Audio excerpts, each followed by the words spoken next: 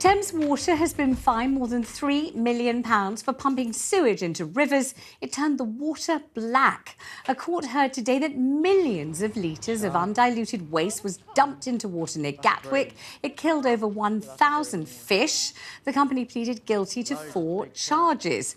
Joining me on the programme is water expert Nick Hingham. Hello, Nick. Thanks for joining me again on the programme. So explain how this comes about, that so much sewage gets pumped into a river that the water turns black and thousands of fish die. I mean, it's pretty dramatic stuff, really, isn't it? Yes, what happens is that sewage treatment plants get overwhelmed.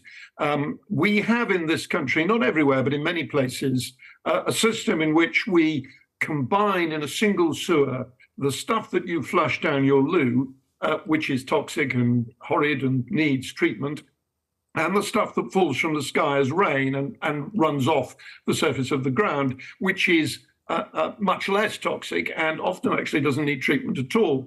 The trouble is when it rains heavily, the sewage treatment plants, which have to deal with the sewage, the stuff, the household waste, get overwhelmed, they can't cope. And they're designed actually to overflow. The system is meant to overflow, though, only very occasionally. This is something that is only supposed to happen at times of extremely heavy rain and maybe half a dozen times a year. And the water companies are allowed under the terms of their license to do this from time to time. What we now know is that the water companies, because they've not been investing enough in their sewage treatment plants, because the sewage treatment plants are getting overwhelmed, because parts of the country, the population is increasing, the amounts of sewage is increasing, these discharges of untreated sewage are happening pretty much constantly, day after day, week in, week out. That is in breach of the rules. It's not supposed to happen. And it has these terrible consequences in watercourses and on beaches. People find themselves swimming in raw sewage. It kills fish. It does terrible things to the water quality. And what Thames have been fined for is one of these discharges, which goes back 6 years. I mean, the offence here happened in 2017. And this is one of the problems that we're facing with attempts to bring the water companies, because Thames is not alone in this, lots of other companies have been fined in this way, trying to bring the companies into line. Levying fines on them is fine, but it takes an awful lot of work and an awful lot of time to gather the evidence to bring a criminal case to demonstrate that the company has been doing the sort of thing which Thames has been doing and to levy a fine. So as I say, these fines, this fine relates to something that happened nearly 6 years ago, and that's not uncommon. Nick, what has to happen to stop these discharges of raw sewage that are dangerous for people, fatal for fish, and shouldn't be happening at all? What needs to be put in place so that this doesn't happen anymore? Well, if anyone knew the answer to that, then we'd be in a much better place. The truth is, somebody needs to spend an awful lot of money on upgrading the sewage works, the sewage infrastructure. The problem is it is not clear where that money can come from. The water companies don't have that money at the moment. They do invest money, but nowhere near enough. And historically, they have held back from investing anything like the amounts of money that would be required to resolve this problem, because over the past 20, 30 years since privatization, they've given so much of their profits in dividends to their shareholders, and that has not left enough money to invest in upgrading the sewage infrastructure, or indeed replacing aging, leaking water mains and all the other things that the water companies need to do. The water companies don't have it.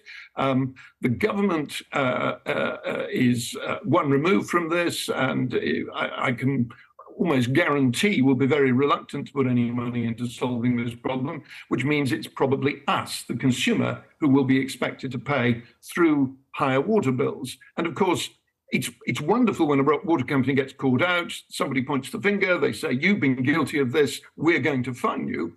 But the money that is paid in a fine is just less money, in this case, £3 million less available for upgrading the infrastructure. Some of these fines have been enormous. Thames Water a few years ago was fined not £3 million, but £20.3 million for a persistent series of breaches, which one judge described as borderline deliberate. That was £20 million that Thames did not have to invest in improving its infrastructure. The biggest fine levied of all of these was on Southern Water for polluting principally beaches. That was £90 million.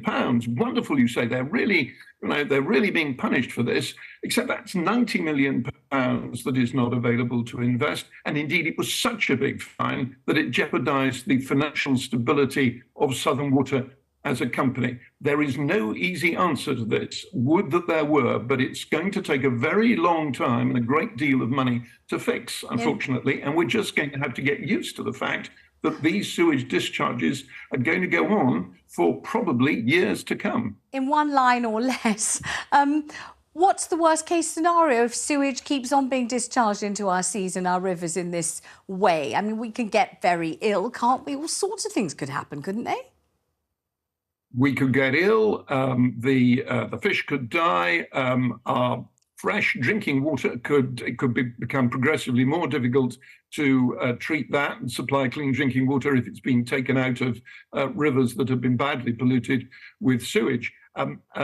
There's nothing good about discharging raw sewage onto beaches and into watercourses. It has to stop, but as I say, finding the money to stop it is going to be difficult, and it will take a long time.